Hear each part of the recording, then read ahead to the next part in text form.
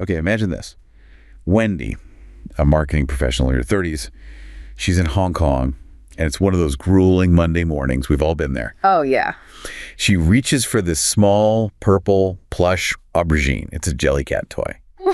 And she takes a marker and carefully draws these dark, heavy circles under its eyes. Right, giving it that exhausted look. Exactly. She snaps a photo, puts it on social media, and the caption is just the mental state of workers on Monday, and it goes viral instantly. Oh, of course it does. It's so relatable. To Wendy, it's just a funny, lighthearted release.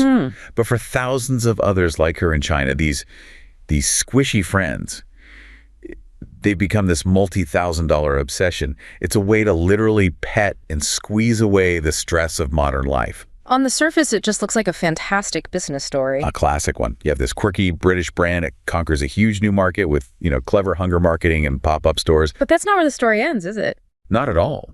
Because recently, a single BBC article about this trend has just ignited a firestorm.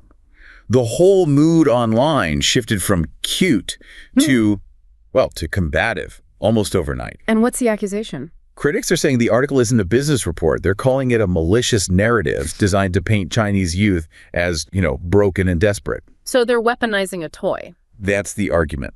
That by linking these plushies to things like youth unemployment and censorship, the Western media is using a simple toy to sort of insult the nation's spirit. It's a really bizarre collision of worlds. It is. On one side, you have a gingerbread house plushie that costs hundreds of dollars, and on the other, you have these accusations of ideological warfare. So the question is the BBC really using a stuffed toy as a political weapon, or is this just a genuine global phenomenon, this healing economy, that's getting caught in the crossfire of a much deeper cultural tension? Exactly. And when you look past the headlines, the reality is it's so much more nuanced. And it raises a question that goes way beyond toys.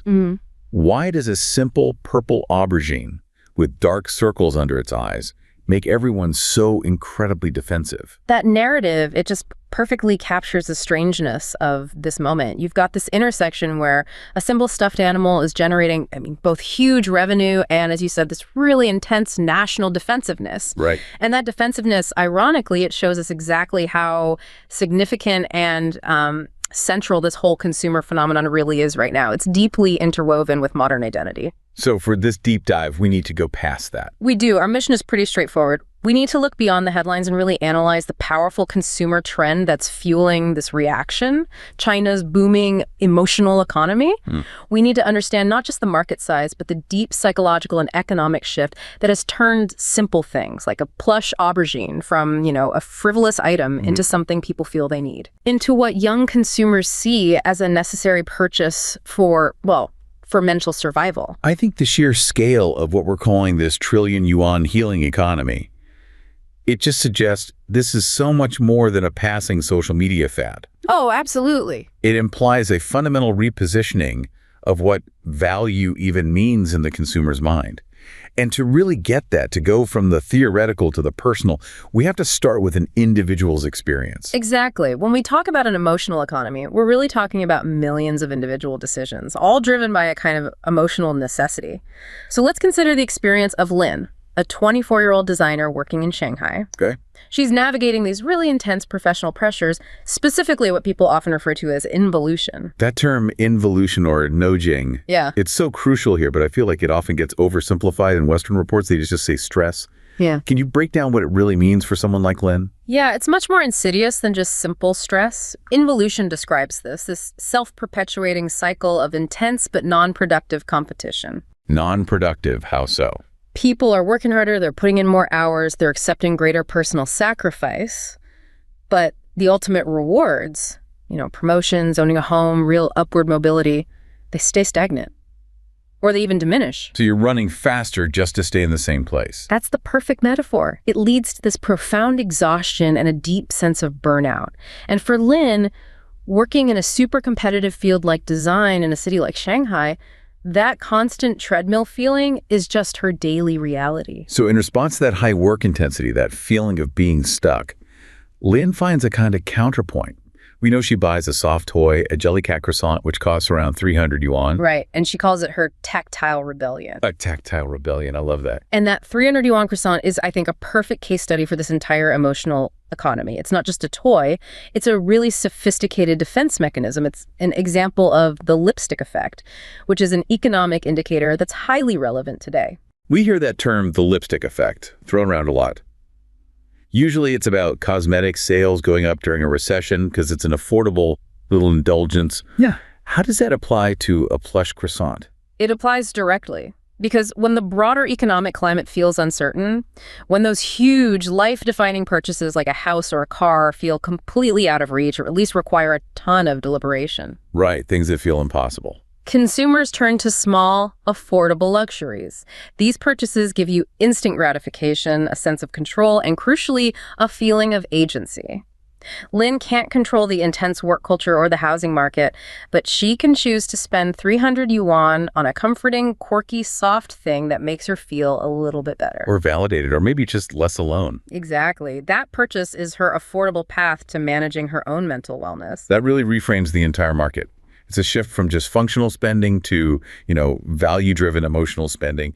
Let's define this emotional consumption market really clearly. Okay, so emotional consumption in this context is spending that's driven by satisfying these internal emotional needs, things like comfort, validation, recognition, or self-expression over purely functional benefits. So it's not about what the croissant is, it's about what it represents. Precisely. The market is signaling this profound shift where the emotional resonance of a product, its brand personality, the feeling it gives you, all of that is being prioritized above its actual utility. And that's why a simple plush toy can command the high price it does. And when you map that psychological need onto the economic reality, the scale it's genuinely breathtaking.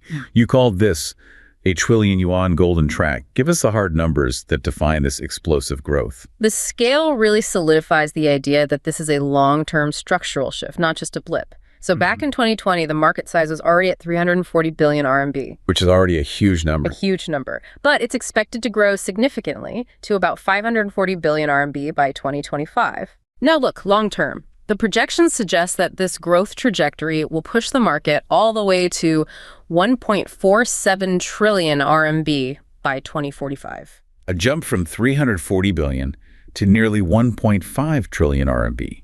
That's in 25 years. That's a 330% increase. It is. That figure, 1.47 trillion RMB, it's not just a number.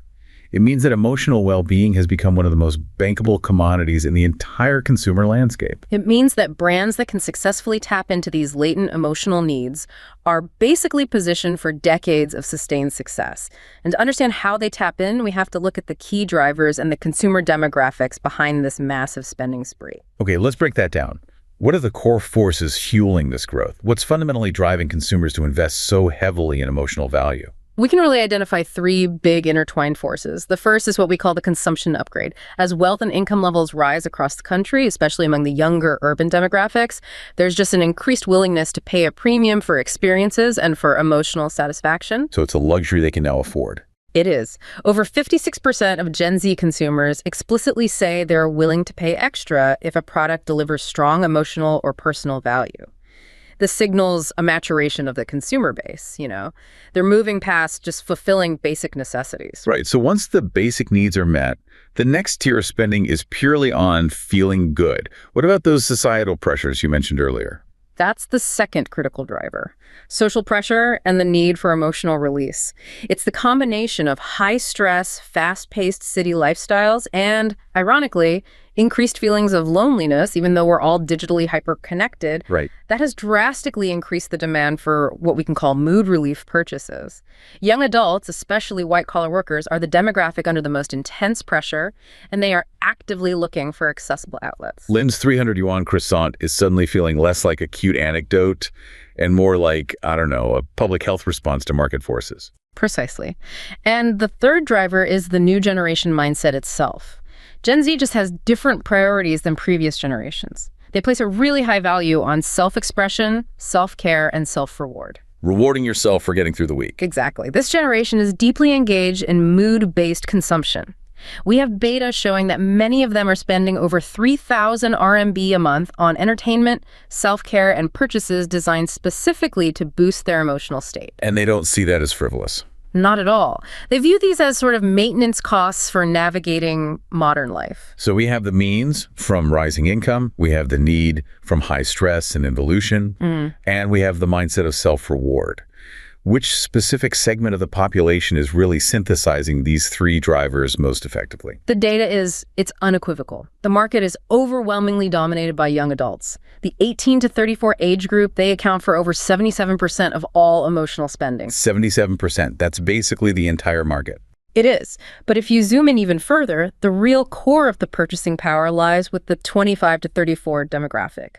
We call them the stress relief spenders, and they make up 44% of the entire market. Right. This group, often college educated, starting their careers, facing these mounting professional expectations, they are actively seeking healing and comfort through tangible, immediate purchases. That makes perfect sense. They have the most spending capacity among that younger demographic, but they're also bearing the brunt of those involution pressures. This brings us to the psychology. Why a plush toy? What are the specific emotional benefits you get from buying and interacting with something soft and simple? We can analyze this using three core psychological motivations. The most powerful driver, as we've been discussing, is comfort and healing. This motivation is directly driven by the need to alleviate anxiety, stress, loneliness, and feelings of, existential emptiness. And the purchase provides immediate relief. Immediate, tangible relief. For instance, the data confirms that 52.2% of consumers cite stress relief as a major motivation, and about 40.7% cite emotional decompression. It's an instant dopamine hit and a moment of just grounding yourself. Instant soothing is a massive value proposition in a hyper-digital, fast-moving world. What about the second motivation? The second is reward and celebration. Consumption here serves as a kind of ritual. It's a self-reward for hitting a milestone or just surviving a difficult week or marking a personal achievement. These purchases function as positive anchors, boosting happiness and reinforcing a positive self-perception. And the third motivation, that one moves away from just internal comfort to more of an external signal, right? That's right. It's expression and identity. Especially in the collectible space, these purchases are used as social currency. By getting a specific plushie or a rare figure or a limited edition item, the consumer is signaling that they belong to a certain community. And they're projecting a personal style. Exactly. A staggering 65% of these consumers view these purchases as social currency. It's like a badge of honor that helps define their identity within their peer groups. This is why the plush toy market specifically has just exploded. It hits all three of those points: comfort through touch, reward through acquisition, and identity through display. They function as these ideal emotional anchors. We are witnessing this massive kidult trend adults who are consciously seeking out items traditionally aimed at children. Why? What's the drive there? It's driven by a deep psychological desire to reconnect with the simpler, less stressful feelings of childhood. These plush toys provide emotional healing through tactile interaction and visual comfort. They're actively being used by young people to regulate emotions, transitioning from mere playthings to essential lifestyle companions for the high-pressure urban professional. It's incredible. The rapid growth of China's healing economy really demonstrates how these innovative brands are successfully addressing the emotional wellness and lifestyle aspirations of this sophisticated Gen Z demographic. And they're doing it through high-quality plush toys and collectible art. Okay, so it's clear the plushie phenomenon is rooted in this trillion yuan market shift. It's driven by systemic stress, self-reward, and this urgent need for emotional anchors. Now, let's pivot from the psychological drivers to the colossal commercial force that hasn't just capitalized on this trend, but is actively defining its global trajectory. Mart. Yes. We started with the imported success story of Jellycat, but the domestic rise of Mart is truly the defining narrative of this entire market. Mart has completely transformed the landscape. Think about Jai Chen, the collector in Chengdu you mentioned. His shelves aren't filled with, traditional decades-old Western figures. They're dominated by these highly sought-after domestic intellectual properties like Mali, Skull Panda, and Labubu. The fact that he's trading these pieces internationally with collectors in the US and Europe confirms this isn't just an internal trend. China's become the studio of the world in this space. It really has. It's exporting a distinct new Chinese aesthetic and defining these global kidult trends. And the numbers, they just back up that market leadership. How quickly is the collectible designer toy economy expanding, and what's Pop Mart's slice of that pie? The entire designer toy economy in China is expanding incredibly rapidly. It's projected to hit 90 billion yuan by 2025, and it's maintaining an average annual growth rate of over 30%. And Pop Mart is the leader. The undisputed leader. Their financial performance is just astonishing. Their estimated revenue basically doubled in 2024 to nearly $2 billion. And critically, their net income soared by a massive 397% in the first half of 2025. A 400% surge in net income in 6 months. That's not just organic growth. That suggests a perfectly optimized business model hitting peak efficiency. And the face of that success is Labubu. Absolutely. The Monsters line, which features Labubu, is the financial engine. It saw this astonishing annual growth of over 700% in 2024, which confirms its global breakout status. 700%. Labubu alone contributed roughly $418 million, or 3.20 billion yuan, in 2024. This success isn't an accident. It's built on the mechanics of their high-margin, high-volume model, which hinges almost entirely on the blind box. Okay, let's break down the brilliance of the blind box model. Yeah. Because it's so much more than just packaging. It's a form of gamified consumption. It's a masterclass in behavioral economics. The model introduces this engineered uncertainty into the purchasing process. You're buying a sealed box, which means you don't know exactly which figure or design variant you're getting until you unwrap it. Which turns a simple retail transaction into a thrill. Exactly, a gamified experience. The thrill of the chase, the dopamine rush of the reveal, and the fear of missing out on a secret or chase design, all of it fuels repeat purchases as collectors try to complete a set. Pop Mart effectively weaponized surprise for designer toys. And that surprise element feeds directly back into that emotional flywheel we talked about. It completely bypasses rational consideration and goes straight for the impulse. But how do they sustain those massive financial margins in a high-volume market? Well, they maintain a very high gross margin, typically hovering somewhere between 65 and 70%. That's huge. It is. To put that into perspective for you, those margins are comparable to major luxury fashion brands, yet they're selling these small vinyl or plush figures. How is that even possible? It's possible because the material costs are relatively low, but the perceived value, which is driven by intellectual property, scarcity, and community hype, is exceptionally high. So that's the definition of a high-value IP economy. They're selling the idea, not the plastic. And they expertly manage scarcity. Pop Mart avoids flooding the market. They create this constant managed demand by continually releasing new series and collaborations. New collections for Labubu or Molly drop every few months. And they sell it immediately. Almost always. They're usually limited editions or staggered releases, which frequently sell out, sometimes within seconds of the launch. This engineered scarcity serves a dual purpose. It drives immediate sales, and it elevates the item's perceived value far beyond its retail price on secondary markets. That secondary market validation has to be crucial, right? Yeah. If a toy sells out immediately and can be resold for 3 times the price, it validates your initial purchase as an investment, even if it was driven purely by emotion. Precisely. It sustains that emotional flywheel. Right. Consumption follows this self-reinforcing loop. The initial emotional desire, the identity, the sense of belonging, it triggers the first impulsive, gamified purchase. That thrill drives repeated buying attempts. And the scarcity keeps driving the value. The engineered scarcity constantly increases the perceived value of the collection, and then the thriving online and offline communities just deepen that brand loyalty. This cycle generates massive sticky hype that lasts much longer than traditional fads. And this hype has successfully transcended the domestic market. Labubu's popularity, for example, it didn't just stay contained in China, it's become a global phenomenon. What was the catalyst for that explosive worldwide reach? Virality fueled by celebrity endorsement was the absolute key. When these high-profile international celebrities, particularly ones who are influential with the Gen Z demographic, started showcasing the figures, it provided this instantaneous global validation. Yeah, cool. We saw this with Blackpink's Lisa, with Rihanna and Kim Kardashian being spotted with Labubus.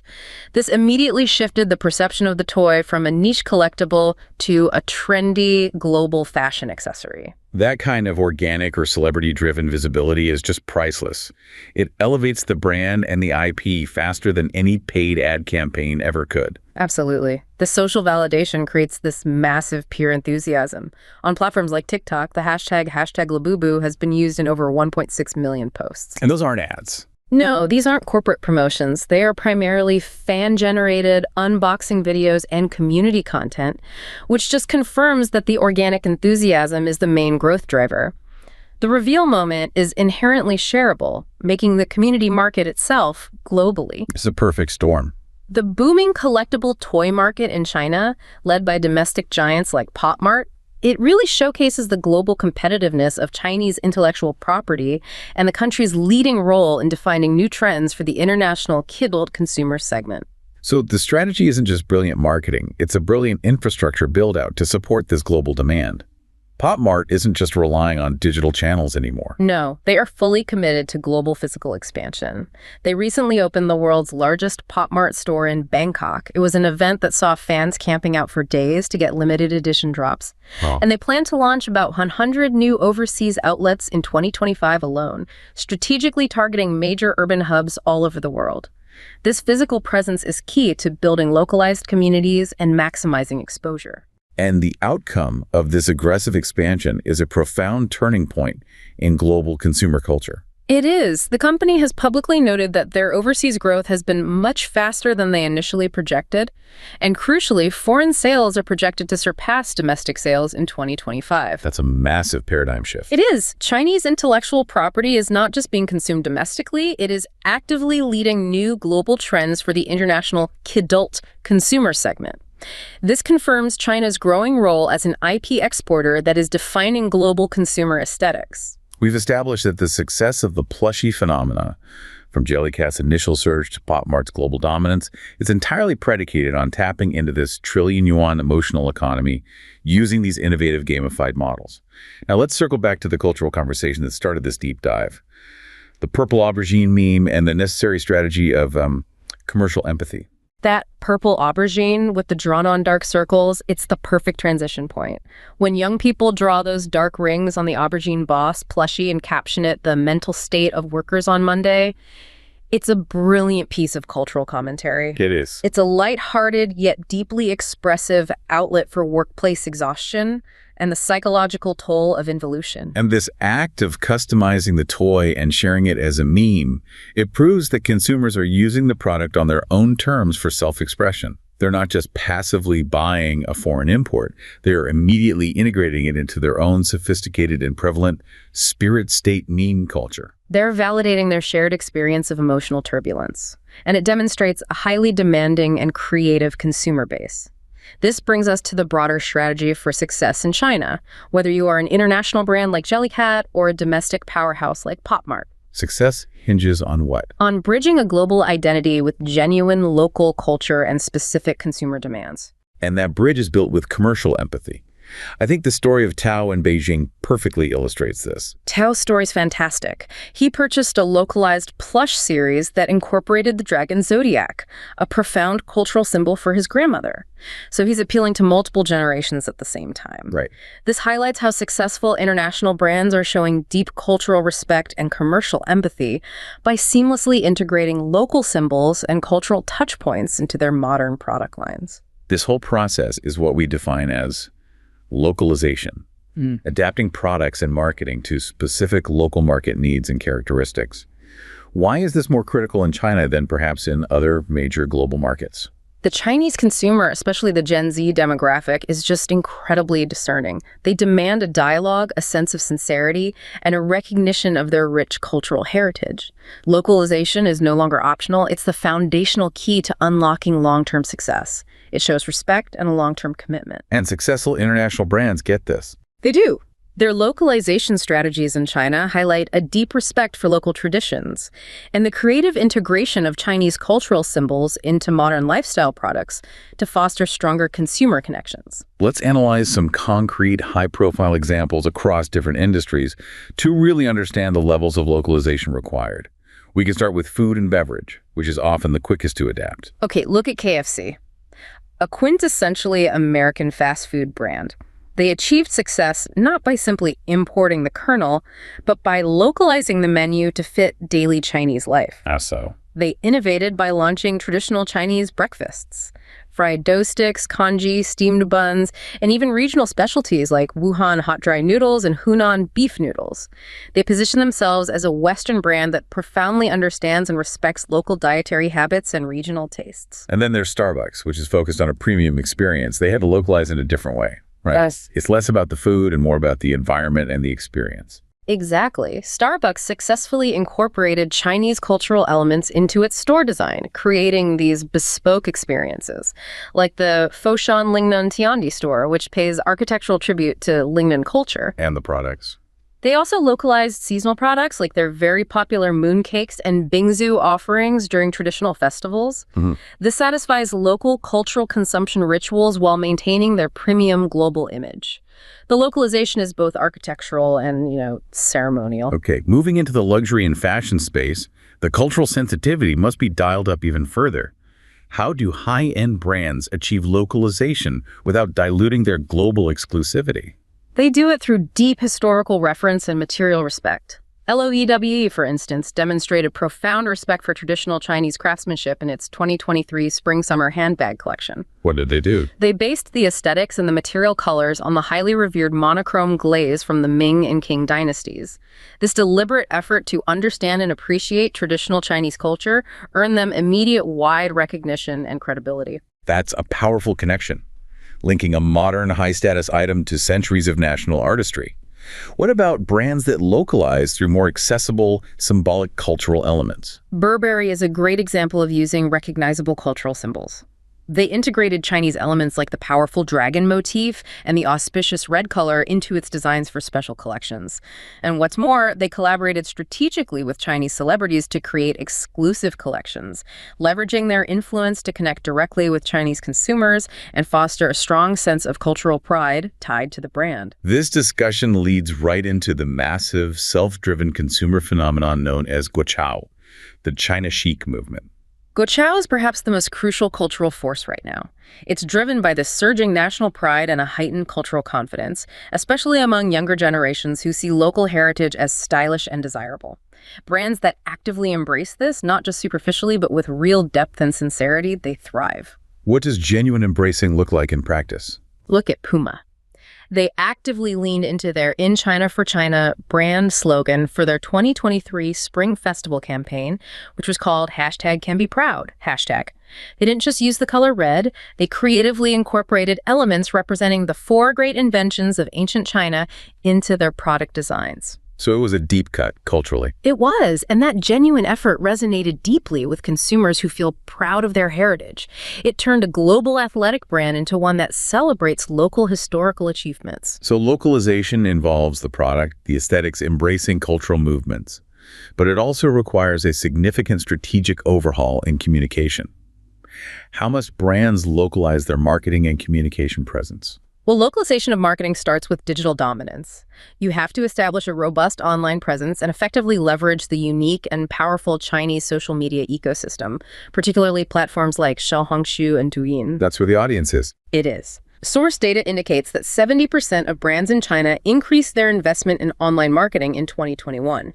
This digital shift is critical for engaging Gen Z, who spend a huge portion of their discretionary time online. And within that digital ecosystem, the power of the key opinion leader, or KOL, is just unparalleled. Absolutely. Partnering with credible Chinese KOLs is essential because their recommendations dramatically influence purchasing decisions. The reliance on trusted, relatable figures is immense. KOLs influenced 48% of Gen Z shoppers on e-commerce platforms in 2021. So word of mouth is king. In this market, word-of-mouth endorsement, amplified by KOLs, is far more effective at driving purchase behavior than traditional advertising. Let's zoom in on a strategy that is deceptively simple but requires incredible cultural finesse. Brand naming. The Chinese name is the very first cultural touchpoint a foreign brand has. And the Chinese brand name is central to a brand's long-term image and identity. It is rarely a direct translation. It's a sophisticated creative, linguistic, and cultural exercise. The naming process is often described as, 80% research and 20% creativity. You need local experts. You do. You need them to ensure the name resonates with the audience, aligns with cultural practices, and crucially, evokes the desired emotion or product efficacy. Give us a couple of examples where this balancing act of preserving an international identity while honoring cultural elements was just perfectly executed. Okay, the American cosmetics brand Revlon is a masterstroke. Its Chinese translation is Yuhua, Lu Hua Nong. Okay. This name is not only phonetically similar to Revlon, but it is derived from a famous poem by the Tang Dynasty poet Li Bai, which describes one of ancient China's legendary beauties. Wow. The name instantly evokes classical Chinese elegance and beauty, resonating deeply with the target consumer by linking the modern product to ancient, revered aesthetics. That's amazing. It's combining classical poetry, phonetic resonance, and the product's function all in just 3 characters. Another fantastic example is the hair care brand Rejoice. In English, the name means happiness, a positive but abstract emotion. Its Chinese name, Tiu, P-O-R-O, translates literally to flow with the wind and soft. Ah, so it's descriptive. This descriptive approach evokes the product's efficacy, beautiful, soft hair, which directly translates the emotional promise of the product into a tangible benefit and immediately spurs the urge to purchase. These cases confirm that sincerity, whether it's achieved through historical reverence or clear efficacy, is what the sophisticated Chinese consumer expects. This deep dive has really established that the jellycat phenomenon and this whole plushy politics narrative, it's so much more complex than a simple political controversy. It really is. It's fundamentally a business success story. It's driven by brands successfully tapping into a genuine, massive consumer need for emotional comfort and self-expression. The aubergine with the dark circles. It's not a sign of national fragility. It's a symbol of a massive, profitable market opportunity. That's the crux of the matter. The core engine driving all of this is China's trillion RMB emotional economy, and it's propelled by that 18 to 34 demographic who prioritize self-reward and emotional healing in the face of these high-pressure, fast-paced lifestyles and the pervasive effects of involution. This brings the lipstick effect back into sharp focus as the key economic context for all of this small, impulsive spending. Absolutely. These affordable luxuries function as psychological pick-me-ups for urban white-collar workers amid high stress and economic uncertainty. When consumers feel uncertain about their future or the broader economy, they often delay or hold back on those major life purchases: housing, large luxury items, major investments. Things that require extensive consideration. Yeah, exactly. But a $30 plushie or a $40 blind box, however, offers immediate accessible joy and gratification. It's a low-risk, high-reward emotional transaction that drives that self-reinforcing loop of impulse and repeat sales. So the market is responding to a genuine systemic consumer need. And while brands are leading with what they call emotion-led value creation, building these immersive scenarios for healing and reward, it's crucial to maintain perspective. Academic analysts caution that this surge in emotional consumption, while highly profitable, offers only temporary symptomatic relief. They stress that true, lasting alleviation of the stress and anxiety faced by young people requires systemic policy support, specifically measures that address underlying structural issues like employment stability, housing affordability, and social safety nets. So the market is filling an emotional gap, but it doesn't solve the underlying problem that created the gap in the first place. And the final overarching observation is this. The tremendous success of both international brands like Jellycat, who won through savvy localization and scarcity marketing, and domestic giants like Mart, who are leading global trends with globally resonant IP like Labubu, reveals the sheer sophistication and the demanding nature of the modern Chinese consumer. What's the bottom line for brands? This market demands honesty, cultural sincerity, and deep resonance from every single brand vying for a share of their emotional wallet.